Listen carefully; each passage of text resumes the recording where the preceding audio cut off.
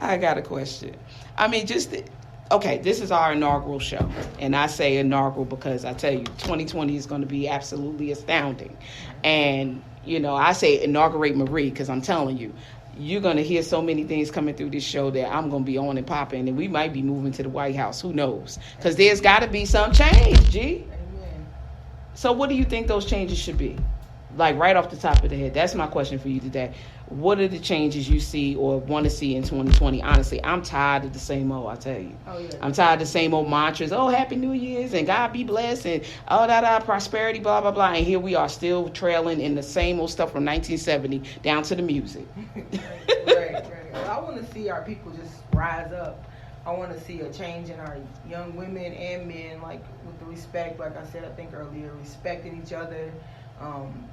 That's just the main thing for me, like respect. Right. Like I've learned to respect my elders, people who are older than me, not necessarily my family, but if you care about each other, you respect each other. Absolutely. And I just want people to be more concerned about one another, like in our community, in our culture, in our city. Right. If you see somebody, smile. If you say hi, say something, Right. Don't just stare, Yeah, like oblivious. Right, be more concerned about your elders, the people that you see, old people, as I would say. Just be more respectful. I just want to see respect and love and concern for one another. That's like my main thing this year for me. Right, Yeah, and that's not, excuse me for a second. Yeah, that's not something, that's not cliche at all. That's somebody who's, I don't want to shout your age out, but that's younger than me. You understand? You're not younger than me, but I'm saying you are at the age where, I'll tell you this, I'll say this. The age that you're at, I wasn't where you were in my mindset. Mm-hmm. You understand? I was the one smoking weed, doing things, contrary to what I would even say a woman would do. I was running the streets. I was doing a lot of things. And I commend you for having that mindset. You understand? Having that mindset. Because I was one of the ones out there drinking and cussing and fussing in front of my nephews and children that were under me. I was that one. And that's why I said we have an accountability. Didn't know to care. I won't say I didn't care. I just didn't know to care. Right. Because what it is, you model after what you see. And that's what's happening in our culture today. We model after what we see. It's not even so much somebody stealing your ideas or ideals. It's somebody modeling after you and they're looking for a righteous model most of the time. Mm-hmm. Or whatever you're doing, they had that idea but didn't know how to foster it themselves. Mm-hmm. You understand? So that's where our culture is. And that's why I say it's not cliche. And I commend her for being in that realm and in that mindset. And I look forward to meeting more. Like I said, if you're 50 and you feel me, because that's where I'm at today. I just turned 50. Please feel us. And please feel us where we're coming from. And please understand that, listen, Louisville is really going to be something serious to contend with, because this show is going to reach realms and reach cultures and reach people that probably you wouldn't dare to reach because of the communication. Some people aren't willing to go there. Some people aren't willing to ask the questions. And I'm a question. I like why, what, when. And it's not about gossiping, sharing your business. I just want to know what makes you tick. Mm-hmm. In other cultures, what is it that you see about us that you may not, that you want to imitate, that you either want to imitate or don't see in yourself, or you don't feel you're good enough, or what you fear, Yeah. Say it again. Yeah. Say it again. It's what you fear. That's our content manager, G. Kellum. Yeah, tell him. I'm saying, what do you fear? What do you fear about us? Yeah. Yeah, what's the fear? Especially God-fearing folk in other cultures. Right. You supposed to be walking with the full armor. What you fear? What you afraid of? Right. Why you scared of us? Why you clenching your purse and your pearls? Right. You know what I'm saying? We're not all bad. Right. Shake my hand. You're not sick. I get that a lot. Oh, I'm sick. I can't touch you. I mean, what is that? What is that really? So we love that we're here in our new time slot at Power 106 FMKY. We love Miss Naughty. We love those that are probably, we just joined as a partnership on this radio station. We hope that you listen to everyone's show on this station, because I'm sure we all come with great content. We coming with newsworthy information, things that will help shape us and mold us into a new person, a new being, a new mindset for 2020. Everybody want to secure the bag. I'm not into the cliche street language, whatever, but that secure the bag. I mean, everybody wants to secure some money, but how you want to get it? How you want to do it? How do you want to obtain it? Will you be willing to use all your talents? Will you be willing to walk off a job that you waiting on retirement when the spirit of God or the spirit within you or your voice telling you, I need to leave. I need to move forward. I need to not be fearful.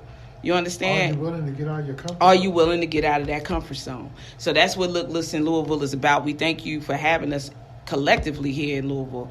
I want to go back a little bit, and I'm just thankful. That's all. I'm just thankful. It's not that we're getting close to wrapping up. And next week you may hear a little bit of music because today, My Man in the Mirror was the song that I wanted to pretty much penetrate through the airwaves during the show, and that's Michael Jackson because we all know that Mike, and his music was timely.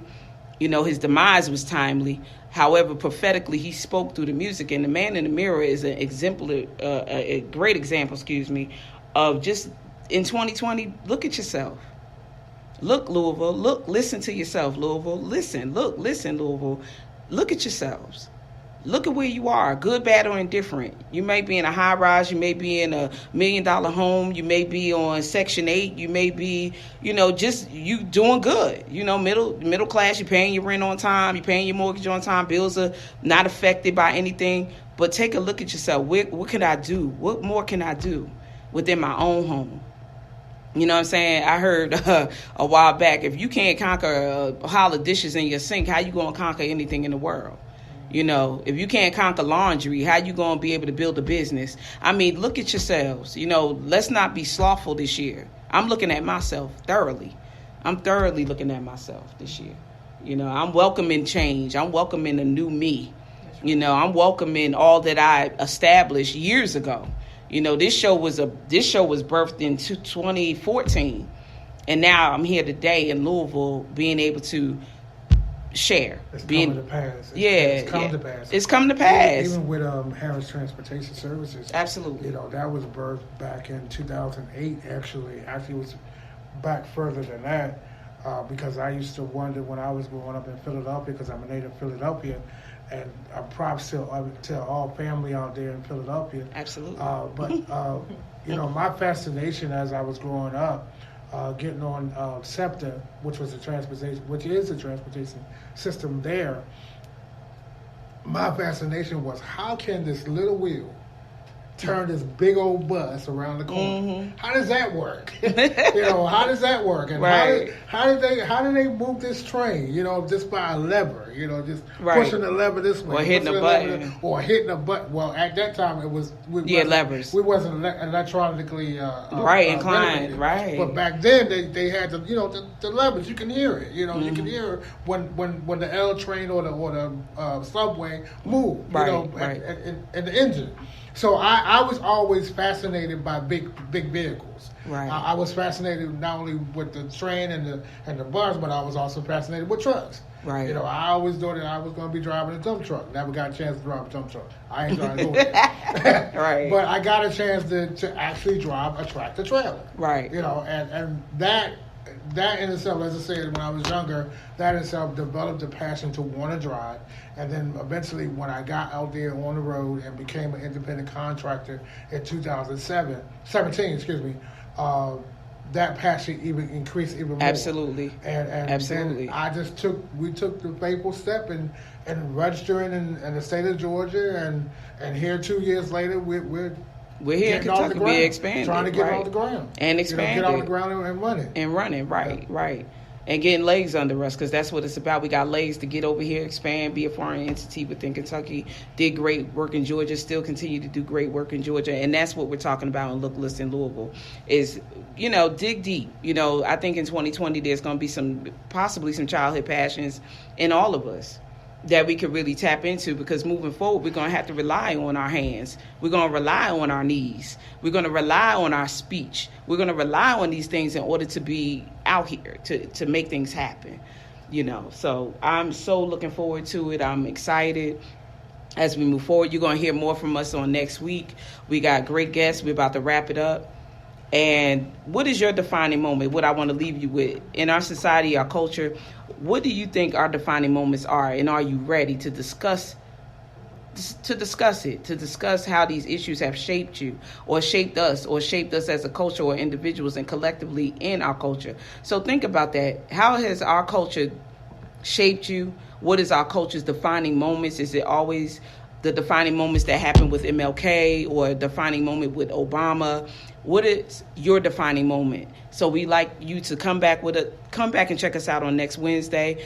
Thank you for having us. Thank you for listening to us. And we'll see you soon. Look, listen, Louisville. Have a great one. 2020 is yours.